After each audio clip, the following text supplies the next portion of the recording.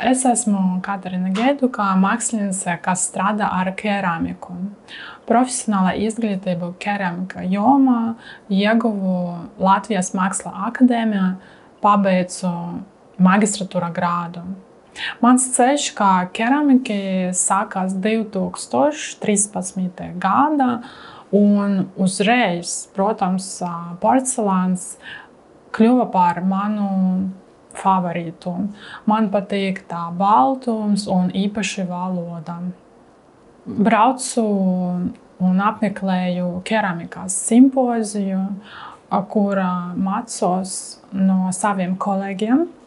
Arī man bija praktiska apmācība porcelāna rūpnīcās. Ilgu laiku strādāju kā dizaineri, man ir savs trauku zīmols. Izradīju porcelāna vāzes un kafiju krūzes. Un viss bija labi, viss bija kārtībā, bet vienā brīdī nomira mans vīrs, Kaspars Geiduks. Viņš arī bija keramiķis, viņš bija mākslinieks. Un šis notikums nomainīja manu dzīvi. Esmu bija dziļā depresijā un vispār domāju, kam vajadzīga māksla, kā pasaulē tik daudz bēdu.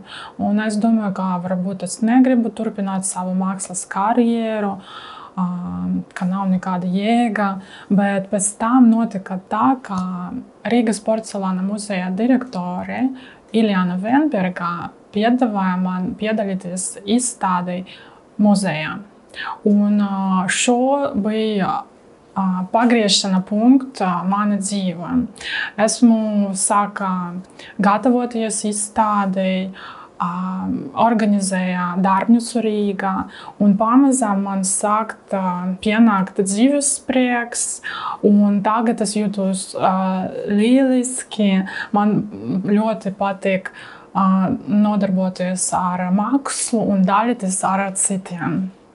Bet vissvarīgākais, ka esmu daudz domāju par to, ko es gribu, ko es vēlos izpētīt mākslā. Un es saprotu, ka man ļoti interesanti izpētīt, izzināt sevi. Kas es esmu kā sieviete, kā mani ietekmē sabiedrība, kā mani ietekmē mana vēsture. Es pētu bagāto porcelāna vēsturi, to saistību ar varu, tradīcijām un gaumi. Un izmantoju tā trauslumu un plastiskumu, lai runātu par ķermeņisko ievainojamību un sievietes pieredzi. Izstāde esmu iedvesmojies no pasaka Meitene bez rokām. Kā pirmo reizi esmu lasīju to pasaku, esmu uzreiz sapratu, ka tā ir par mani. Un šo izstāde un tā pasaka atspoguļo manu dzīvi pēdējo 4 gadu.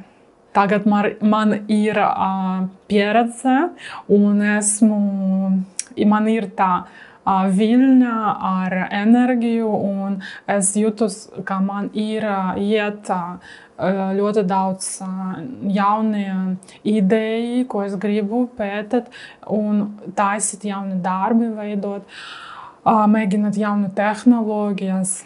Un, protams, tagad es sākšu veidot jaunus projektus un mēģināt piedalīties nākošai personāla izstādei.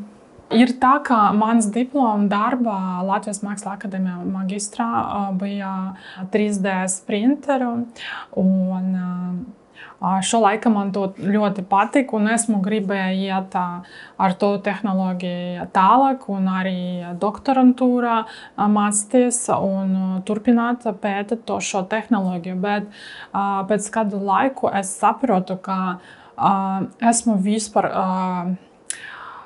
gribu tikai ar manām rokām strādāt, un tad es jūtu savienojumu ar mālu, ar porcelānu. Ir tā, ka ar porcelānam, protams, tas ir ļoti, ļoti sarežģīti materiāli, un esmu principā zinu daudz tehnoloģiju. Varu strādāt kā mākslinieca uz porcelāna rūpnīcā, tāpēc, ka es zinu, kā viss vajadzētu veidot. Bet tas ir man neinteresanti, tāpēc, ka es saprotu, ka mana dzīve ļoti interesanti pētīt un uzzināt kaut ko jaunu. Man ir tā, ka visu laiku, ka man neinteresanti, ka jau kaut ko ir.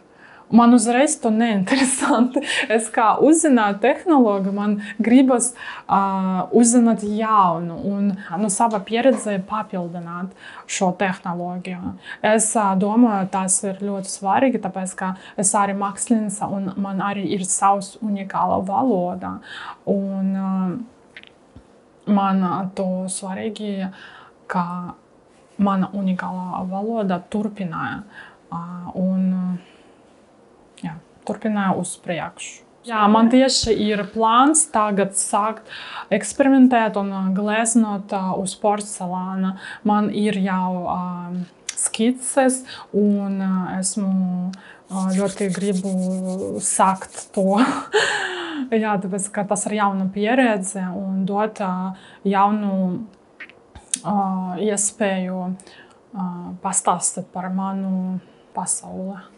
Es arī teicu, ka simpozija un rezidenci ļoti, ļoti svarīgiem priekšmāksliniekiem, tāpēc, ka viņi dod tu brīvību un mākslinieki tad sāk daudz eksperimentēt un man ļoti viegli dāvināt vai pārdot manas darbus. Tāpēc, ka esmu tagad ļoti filozofiski domāju par dzīvi, ka esmu nevaru ar sevi visu paņemt, piemēram, ka es nomiru. Man ļoti prieks, kā cilvēkam patīk mana darba, man arī ļoti prieks, ka mana darba dod viņu to dzīves prieks un iedvesmo cilvēka uz varbūt. Es mēģināju, ka mani darbi nesa tikai pozitīva emocijas. Es iesaku jauniem māksliniekiem nebaidīties strādāt ar mākslu, nebaidīties savas domas un ko jūs gribat, to darat.